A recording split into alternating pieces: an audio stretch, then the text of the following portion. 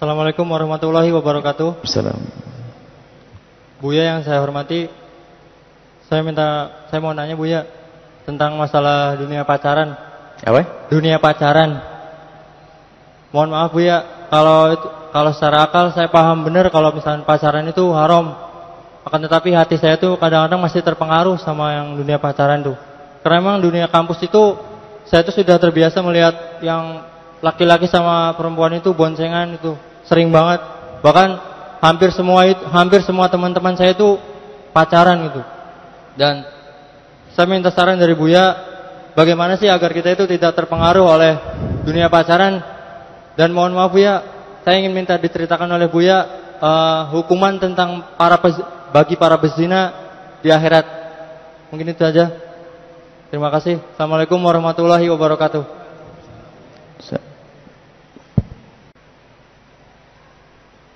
Bismillahirrahmanirrahim. Pertanyaan yang baik sekali, yang bagus sekali, dan itu adalah pengakuan yang sesungguhnya, bukan pengakuan dari penanya. Adalah semua manusia punya perasaan seperti itu. Kita bukan batu, tapi Allah ciptakan kita adalah punya hati. Dan Allah pun juga ciptakan manusia berpasang-pasangan. Dan fitrah adalah cenderung kepada pasangan. Akan tapi lihat, ada yang namanya syahwat. Allah memberi kepada manusia syahwat. Akan tapi bersama Allah beri syahwat, Allah pun juga beri saluran-saluran untuk menyalurkan syahwat yang sangat bersih dan mulia, membuahkan kemuliaan. Allah tidak memberikan syahwat lalu tidak diberi jalan keluarnya. Sehingga syahwat itu sendiri kalau dipenuhi dengan cara yang benar akan menjadi sebuah kenikmatan yang dahsyat, mengundang pahala besar dari Allah Subhanahu wa taala. Dan syahwat ada dibarengi dengan yang namanya cinta. Rasa kecenderungan terlebih dahulu sebelum datangnya cinta yang sesungguhnya. Dan kecenderungan itu wajar. Laki perempuan wajar dan bukan aib kecenderungan. Akan tapi ketahuilah bahwa harus ada kontrol. Kontrol akal. Kontrol akal sekaligus dengan syariat. Jadi kalau orang mencintai bukan dicela karena mencintainya. Akan tapi bagaimana dia menindaklanjuti rasa cinta itu dalam perilakunya. Itu yang perlu dipertanyakan. Memang kaidahnya hendaknya cinta itu dibangun di atas pernikahan. Dibangun di atas pernikahan. Itu semestinya seperti itu. Sehingga orang di saat memilih pasangan itu benar-benar memilih yang benar. Cuman ada kalanya karena kita sering mendengar si fulan itu baik. Sehingga terlintas di benak kita, kalau seandainya aku menjadi istrinya dia, atau seandainya saya menjadi suaminya dia, saya akan bisa menjadi baik dan sebagainya. Itu sebetulnya bukan hayalan jelek, karena menganggap dia adalah wanita baik. Misal saya seorang laki-laki, melihat wanita tersebut baik, saya sering bayangkan seandainya, hayalan baik. Tapi tanpa dirasa, dengan hayalan kebaikan itu sendiri menanamkan benih cinta di dalam hati seorang tersebut. Sehingga tiba-tiba kalau dengar menyebut namanya itu bergetar mungkin ya, atau ini karena bahasanya bujangga itu makanya. Jadi kalau mendengar namanya saya sudah tiba-tiba merinding, panas dingin. Lihat bapaknya lewat pun sudah berubah. Lihat rumahnya sendiri sudah nggak kedip. Itu macam. Tapi apa? Berangkat dari itu, dan hal yang semacam itu bukan aib. Karena seperti datang dan perginya cinta, Allah yang beri. Cuman bagaimana kita menyikapi itu semuanya. Ada namanya syariat. Halal haram. Cinta buta tidak masuk pembahasan ini. Kalau tiba-tiba seorang laki-laki mencintai seorang perempuan, nggak ada kriterianya, itu pasti gila. Dia pantaskah dia menjadi ibu baik untukmu, solehah dia? Nggak tahu. Dengan ibunya baik? Nggak tahu. Dengan dia baik? Nggak tahu. Berarti kamu nikah dengan jin itu. Nggak tahu semuanya. Harus tahu dia baik. Ini berarti masuk ke hatimu karena kebaikan itu. Itu masih bisa. Itu benar. Kenapa kok kamu cenderung ke dia? Subhanallah. Saya menemukan dia rajin sholat, dia begini baik. Kalau begini bentuknya, itu bukan syahwat. Itu adalah fitrah, kemuliaan. Seseorang ingin mendapatkan kecintaan yang baik. Itu bisa dikembangkan dalam kehidupannya, maka dipandu oleh syariat. Dan akalmu sudah waktunya kah engkau menikah?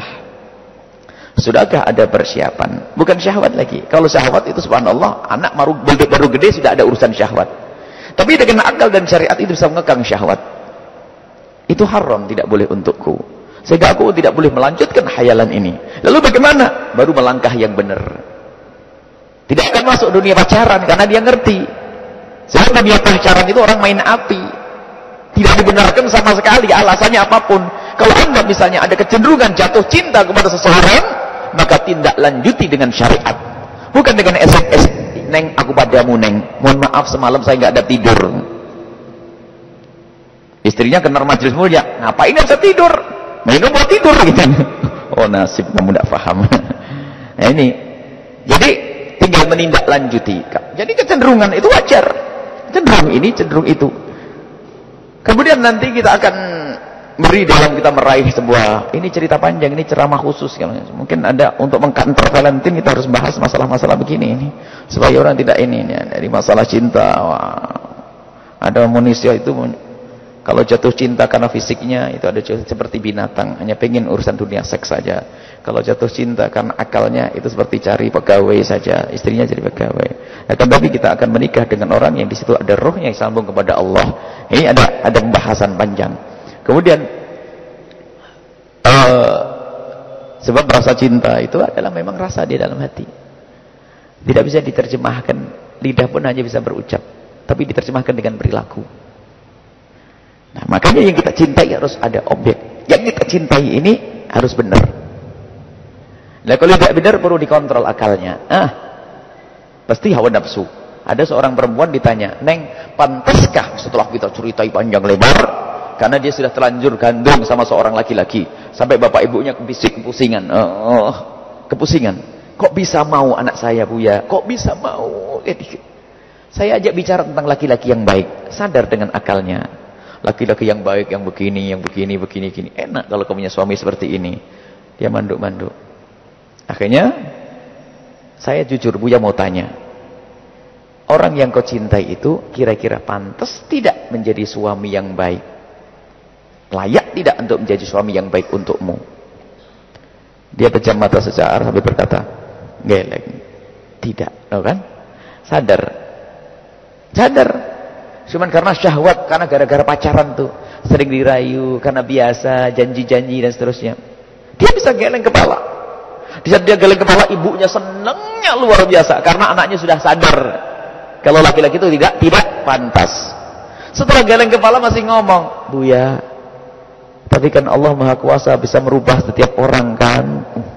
Ini sudah ngomong saya setengah jam, ujung-ujungnya ngomong begitu. Itulah orang sudah pacaran itu sudah buta matanya.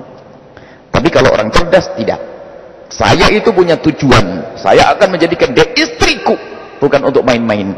Dia adalah ibu daripada anak-anakku. Saya lihat hakikatnya kayak apa. Dia baik, soleh dan sebagainya. Saya punya kecenderungan, saya terus jalur. Saya jalur yang benar. Nah ini boleh, cenderungan bukan saya. Ngomong, "Buya, saya pengen nikah dengan dia." Kita usahain. Kemudian di dalam meraih tujuan itu ada 3 kemungkinan.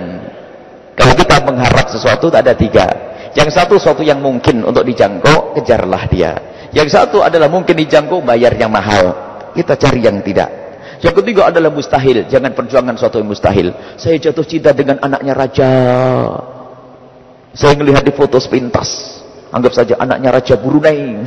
Saya jatuh cinta, saya mabuk setiap hari mikir anaknya Raja Brunei. Ini kan enggak. Jadi begitulah ada aturan. Maka itu akal berperan di sini. Akal berperan. Baik, itu saja. Jadi bukan sesuatu yang tapi yang menjadi salah adalah jika menindaklanjuti rasa di dalam hati tersebut tanpa dibimbing oleh akal dan syariat, maka itu akan menjadi kebejatan moral. Tidak apa-apa, jadi wajar. Tiba-tiba, kenapa kok saya cenderung? Bukan mustahil. Yang terjadi pada Sayyidina Rasulullah Sallallahu Alaihi Wasallam sendiri. Sayyidina Rasulullah adalah biasa melihat Sayyidah Zainab yang dinikahkan dengan Sayyidina Zaid bin Harithah. Biasa melihat karena dia adalah kerabatnya. Tidak ada perasaan sama sekali dan sebagainya. Akan tapi suatu ketika setelah Sayyidina Zaid dicerai, Allah titipkan di Rasulullah SAW kecenderungan. Tiba-tiba Nabi Muhammad melihat Sayyidah Zainab beda, tidak seperti sebelumnya. Karena Allah titipkan di hatinya. Tapi tidak melakukan kemesuman langsung, ternyata sudah dinikahkan oleh Allah Subhanahu wa taala. Maksudnya sudah diizinkan oleh Allah untuk menikahinya. Jadi wajar kecenderungan melihat. Siapa saja manusia normal. Kalau sudah ada kecenderungan enggak normal. Tapi ingat, kita punya akal. Makanya perlu namanya pendidikan. Pendidikan. Baik, itu saja insyaallah. Semoga Allah Subhanahu wa taala menjauhkan kita dari salah langkah di dalam mengemban atau cinta ini ya. Salah mencintai, salah menerjemahkan cinta juga bermasalah. Adapun hukuman zina masalah mengerikan, di antaranya ada neraka jahanam, di antaranya mohon maaf dia akan dihukum oleh Allah dengan hukuman di tempatnya tersebut dan akan dihinakan. Wah, kalau hukumannya banyak, kisah Isra Mi'rajnya Nabi sallallahu alaihi wasallam dalam hadis riwayat Imam Bukhari dan Muslim berbicara tentang hukuman-hukuman di neraka jahanam yang sangat banyak. Mungkin kalau harus kita cukuplah bahasanya adalah dosa gede, tempatnya di neraka jahanam. Nyemplung sok neraka jahanam sudah enggak enak, apalagi nanti ditambah dengan itu semuanya. Naudzubillah. Dan dipermalukan di padang mahsyar. Ini berzina. Semua orang tahu ini berzina. Maka dari itu, sebelum datang ajal kita, siapapun yang pernah berzina, tobatlah kepada Allah biar tidak tampak lagi dosa itu. Ingat, siapapun yang pernah terjerumus dalam zina, segera kembali kepada Allah. Tobat, kata ibu minadzambi kemana dzambalah. Kalau sudah orang bertobat, Allah hapus dosa itu. Di padang mahsyar tidak akan kelihatan dosa. Di alam barzah tidak kelihatan dosa. Tapi kalau orang masih belum bertobat, apalagi menikmati dengan dosa tersebut, mati dalam keadaan dia belum tobat, akan terlihat dosa-dosa itu nanti di saat di padang mahsyar, di saat di jahanam. Baik, ini saja.